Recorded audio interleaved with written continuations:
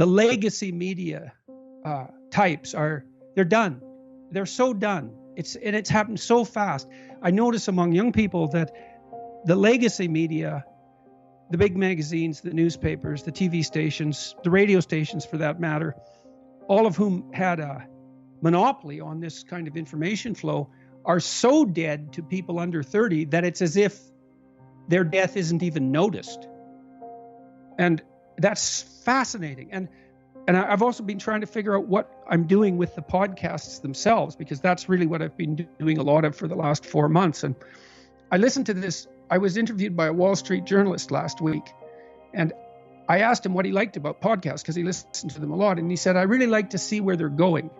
And I thought, yeah, that's exactly it. Because in a legacy media interview, everything is scripted and you're never talking to a person. You're talking to the corporation, essentially. And I'm not being cynical about that. It had to be that way because bandwidth was so expensive. But now you can sit down with someone and you can risk exploration. Of course, that's what Joe Rogan has been doing so well for so many years. You can risk exploration. You can have two people having a genuine discussion about a complex issue. And so they're engaging in dialectical thinking. And if they're good at it, they're modeling it.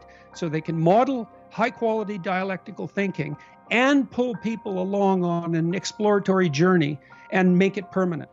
And that's completely revolutionary. That's never been possible before. And the possibilities are limitless. And then, sorry, I'm going to rant about this a bit because I am so continually staggered by this. The next thing is you can take those conversations and you can chop them up into 30-second pieces, minute-long pieces, 5-minute-long pieces, 20-minute-long pieces, and each of those can find a specialized home that can attract millions of views. And so it's as if you could write a book and sell it by the sentence.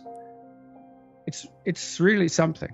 And I can tell perfectly well when a podcast discussion is going well, and it's a dance, right? I mean, there has to be this continual reciprocity, and that requires you to attend very carefully to your guest and to listen.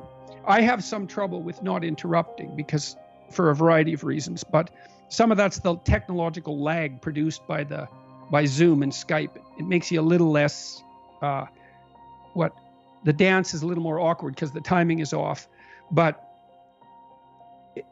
it's really fun when it works, and it's working much of the time when I'm talking to my guests. It's really exciting. I have all sorts of people lined up. I'm so excited about it. I think that if in 2 hours you reveal your hand and everyone can see it, you reveal the weaknesses and strengths of your argument, you reveal the weaknesses and strengths of your character.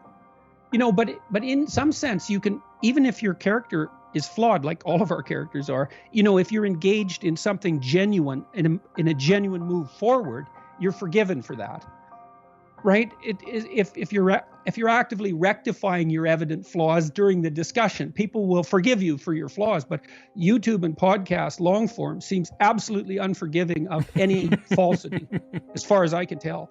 I mean, sometimes we do some editing.